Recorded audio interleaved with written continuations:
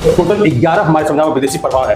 अब हम लोग एक एक करके सभी विदेशी प्रभाव और हमारे संविधान का 1935 के अधिनियम की बात भी करेंगे और साथ में ये और जो अन्य विदेशी कंट्रीज हैं ये यहाँ से हमारे संविधान में क्या क्या तत्व आया है और यहाँ से भी प्रश्न खूब बनते हैं, ये भी आपको ध्यान रखने की आवश्यकता है। बता रहा हूँ कि ये 2 को इधर कर दीजिए, 1 को इधर कर दीजिए, 3 यानी 213 नंबर अनुच्छेद से जो है वो राज्यपाल अध्यादेश जारी करते हैं। और इसे याद रखिएगा तो एक प्रश्न तो आपका कहीं नहीं जाएगा, बिल्कुल फिक्स है, एकदम सही होना ही होना है।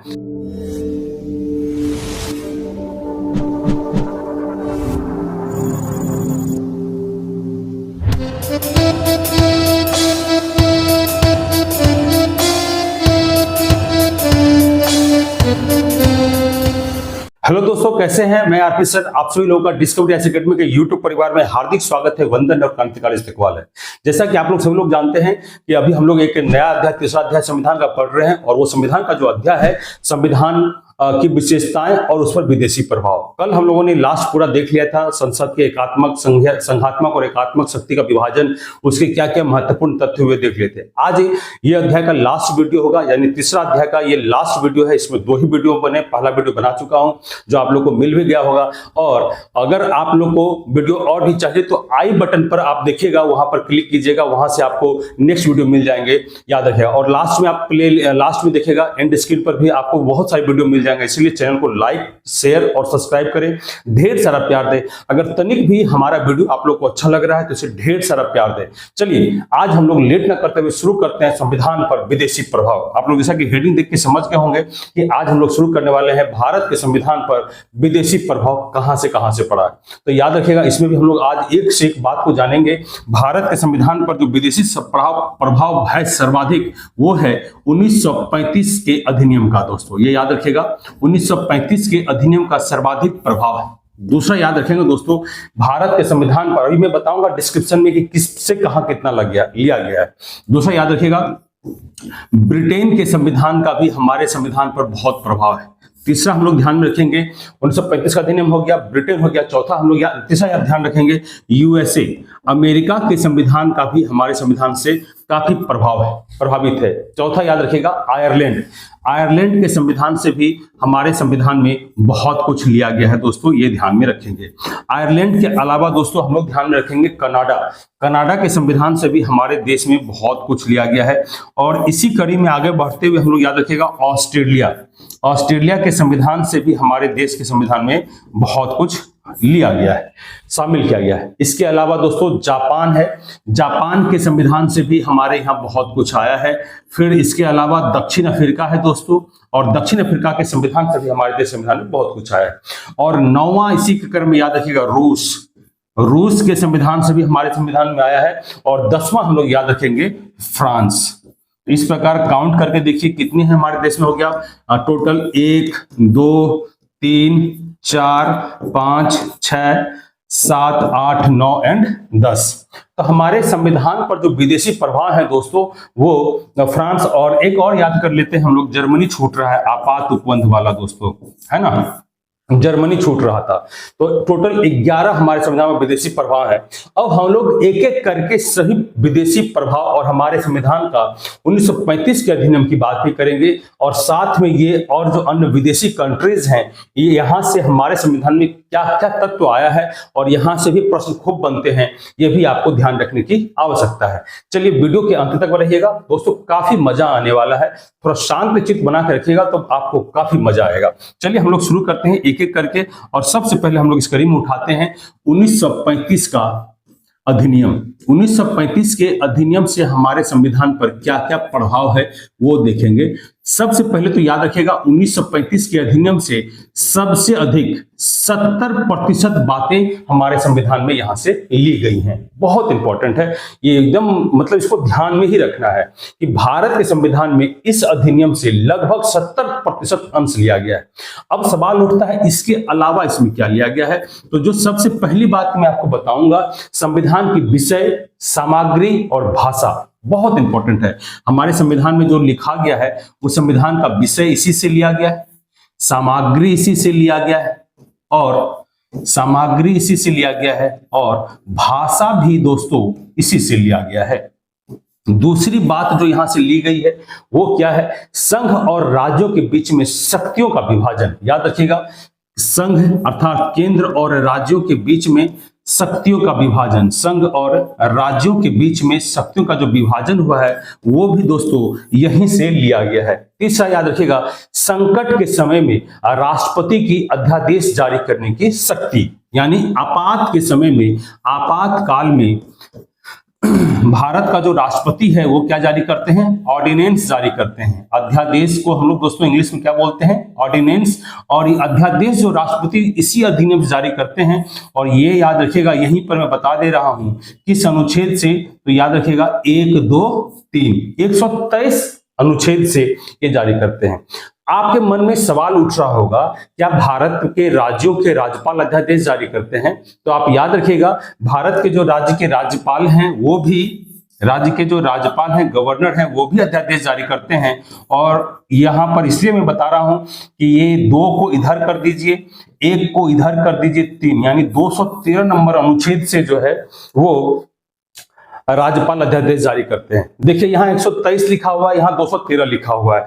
जब आपका ये क्लास पॉलिटी का खत्म होगा तो आपको लगभग 395 में 250 अनुच्छेद दोस्तों याद रहेंगे। वो कैसे, देखिएगा 123 के बाद क्या आता है, 124, और 124 में क्या है दोस्तों, सुप्रीम कोर्ट का गठन, ये ध्यान में रखिएगा। 213 से कौन जारी करता है, राज्यपाल अध्यादेश जारी करते हैं। 213 के बाद क्या होता है, 214, और 214 में क्या बात है, याद रखिएगा हाई कोर्ट का गठन। ये बहुत इंपॉर्टेंट था दोस्तों, ध्यान रखिएगा। दूसरा, ये तो हम लोगों ने पहला देख लिया, अब हम लोग याद रखेंगे दोस्तों ब्रिटेन की ओर चलते हैं, और ब्रिटेन के संविधान से क्या क्या लिया गया है। जिस तरह ये सभी मुझे याद है दोस्तों, उस प्रकार ही आपको ये भी याद होना चाहिए। अब हम लोग देखते हैं दोस्तों ब्रिटेन के संविधान से क्या क्या लिया गया है। इसमें हम लोग देखेंगे एक एक करके सभी बातों को देखेंगे। सबसे पहले याद रखिएगा संसदीय व्यवस्था। हमारे देश की जो संसदीय व्यवस्था है वो इसी देश के संविधान से लिया गया है। दूसरी बात याद रखेंगे दोस्तों, ये वहां से और क्या लिया गया है, मंत्रिपरिषद का लोकसभा के प्रति सामूहिक रूप से उत्तरदायित्व का होना। याद रखिएगा मंत्रिपरिषद का सामूहिक रूप से लोकसभा के प्रति उत्तरदायी होना।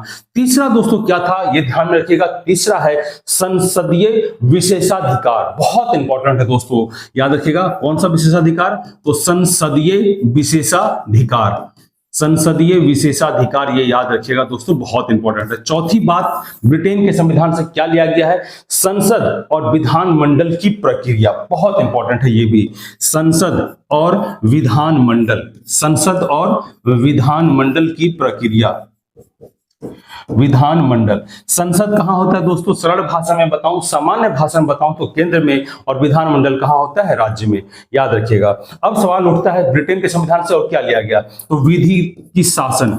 याद रखिए दोस्तों क्या लिया गया, विधि शासन। विधि शासन यहां से लिया गया है। इसके अलावा छठी बात क्या ली गई है ब्रिटेन के संविधान से, यह भी याद रखिए दोस्तों, संवैधानिक, राष्ट्रपति की संवैधानिक स्थिति। बहुत इंपॉर्टेंट है, राष्ट्रपति की संवैधानिक स्थिति। यानी आपको मैं पहले बताया था कि हमारे देश की संवैधानिक स्थिति राष्ट्रपति की क्या है, नाम मात्र का है।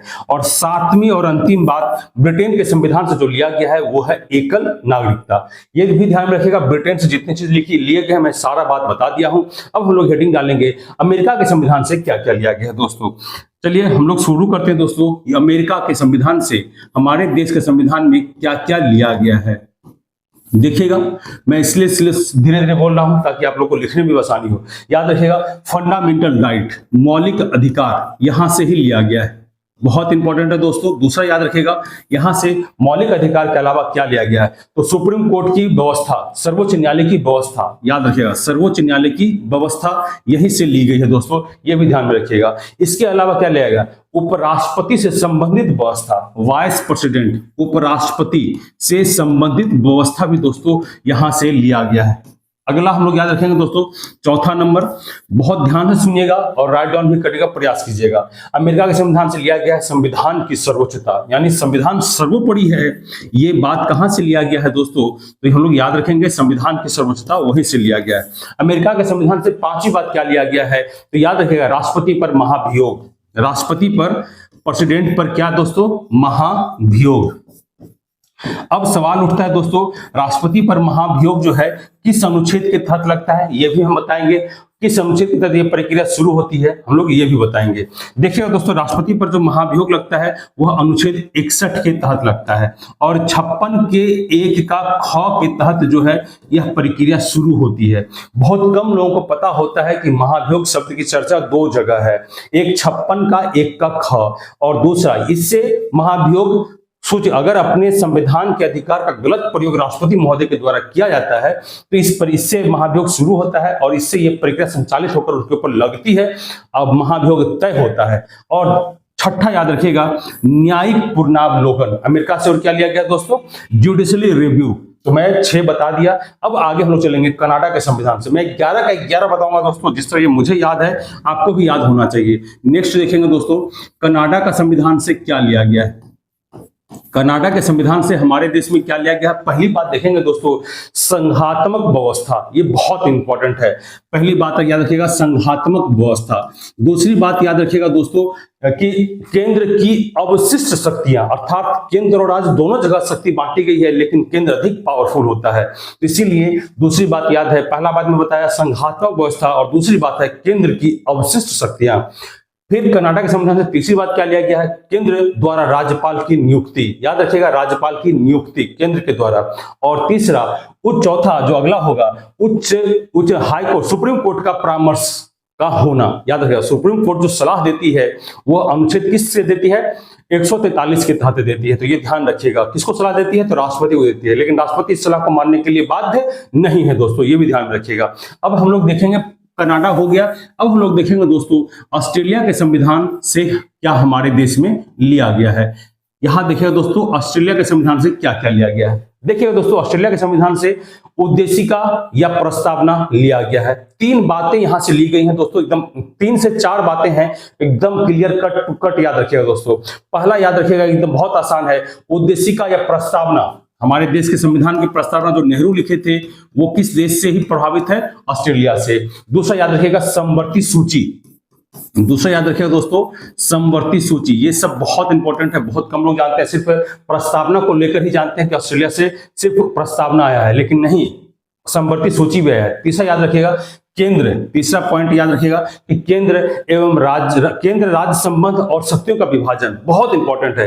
केंद्र का राज्य से संबंध कैसा होगा इसके बारे में और शक्तियों का विभाजन के बारे में। साथ ही साथ व्यापार वाणिज्य समागम की स्वतंत्रता बहुत इंपॉर्टेंट है। चौथा, 4 बातें कही गई थी, व्यापार वाणिज्य समागम की स्वतंत्रता। तो मैं क्या क्या बोला, प्रस्तावना बोला, समवर्ती सूची बोला, केंद्र राज्य संबंध शक्ति का विभाजन बोला, व्यापार वाणिज्य समागम की स्वतंत्रता। अगला हम लोग देखेंगे कि हमारे संविधान में आयरलैंड से क्या क्या लिया गया है दोस्तों। देखिएगा दोस्तों, आयरलैंड से हमारे संविधान में क्या क्या लिया गया है, आयरलैंड के बारे में हम लोग देख लेते हैं।